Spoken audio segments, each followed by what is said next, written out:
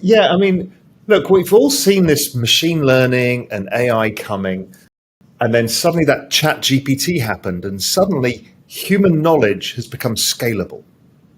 That is something, yes, books did that before, but not in the same way as this. It means we've got infinite knowledge accessible anywhere all the time in a way that we can't understand. So I think it's one of the most powerful technologies the world has ever seen. And when you hear people like Sam Altman talking about it, they don't even know how these things learn. There's an amazing documentary about DeepMind, the Google version, when it beat the best Go player in the world. And there was this moment where it started playing Go like no human. And they're like, well, it's clearly gone crazy. It's mad. It doesn't work. And then it won every single game ever since that date. And it had learned itself how to play the game of Go in a way no human had ever done before, played moves that no human had done, and had strategies that they didn't know. And that's the same thing with AI now and these large language models. We don't even know what they know. All we know is what we can ask them. And that's kind of weird. It's like meeting somebody in a foreign language and you've only got some of the words, in Spanish to ask them a few questions. That's not the extent of their knowledge. It's the extent of our ability to question them. So there's that happening. And then, as you said, Robert, the applications at real world level outside of this chat GPT are growing everywhere. There's a friend of mine here who is the chairman of the local hospital, and he is also the radiologist. And I showed him this one night over dinner. And he just got this new, well, he knows he's out of a job eventually, but they're using AI to read some of the x-rays and stuff. But he said, I've just taken a possession of a new MRI, brain MRI machine. He says, I've never used it before. It's new technology. And he said, I spent 6 hours today teaching myself how to use it, Googling and everything else. He said, I had to pull research papers, all of this. I said, why don't you ask ChatGPT-4 the same question? We were over dinner, over a glass of wine, and within 30 seconds, his face went ashen, and he's like, oh my God, it knows everything. And he said, that's just saved me 6 hours. Now, he's a senior radiologist, so his per hour time is expensive. It saved 6 hours of his time and delivered to him in 30 seconds. And I'm like, this is how deflationary and powerful and how much productivity you can gain from this one single thing. So it's such a big thing. Well, the answer is it's going to do a lot of good, but it's going to destroy a lot of the old. It's the same as Bitcoin's doing. So the question is, another person I was listening to says women will be the biggest losers. And he says the reason for that is that men have traditionally combined both physical and mental activities. So like an auto mechanic still has to, work the wrenches and things like this.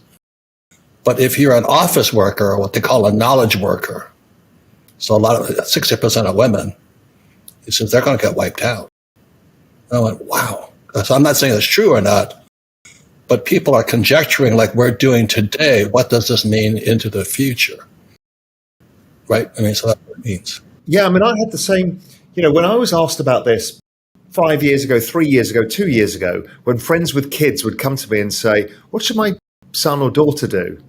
And I'd say, well, listen, most of these jobs are going to get replaced eventually by AI and robots. So either do data sciences or do creative arts. Then the first application of AI that came out was creating photographic art, music art, and it's like, it actually replaced the artist first. And data scientists, you actually don't need to. There's an element that you can just ask it natural word prompts to build you a website. So you don't even need the computer programmers. You don't need the data scientists because it can do all of it. And that's pretty shocking. We're seeing music now being built by AI that sounds exactly like a famous music artist, and you can't tell the difference already. We're not the only people working on this what's coming tomorrow thing. It's like we're talking about Jeff Booth. He speaks about Bitcoin. And again, I worship you, Raoul, for telling me to buy it at 6. Because with the way Jeff Booth talks about Bitcoin, I'm going, it's religious. He's taken Bitcoin to the savior of planet Earth. With our monetary system's collapsing, as we all know. And so what's AI going to add? You look at what happened with COVID hit and all of these, the perfect storm hits, and now AI hits. And so just to let people know what I'm doing, I said, behind me is my cash flow game. And I said, your greatest assets is between this and this year and this year. And you'd better start programming it. Does that make sense to you? I mean, if they've already programmed Chat GPT, but if you don't start reprogramming this thing, and to me, the biggest mistake that we made years and years ago in education was go to school, get a job, work hard, save money, and just give your money to Wall Street and they'll take care of you. Well, they've taken care of you. You know what I mean? They've wiped them out. You look at my generation, a boomer generation, every time they raise interest rates on bonds, the stock market crashed on them. And so you have my generation, I think 60% of all U.S. tax dollars goes to old guys. That's Social Security, Medicare, and all this. And so America has become a welfare state. The trouble is America's bankrupt, as you know. And so that's why Jeff Booth of The Price of Tomorrow just speaks with reverence to, Bitcoin. And I think we need to do the same thing. We need to get ahead of the game. Use the gap between this and this to reprogram your life for the next 20 years, if you have 20 years. Yeah, I think a lot of people fear it, and there's a right to fear it. We don't know where it ends up, right? This could be a super intelligence. We don't know what genie we've unleashed. But what I know between now and then, you better damn well leverage it. Yes. Or it will leverage you. Yes.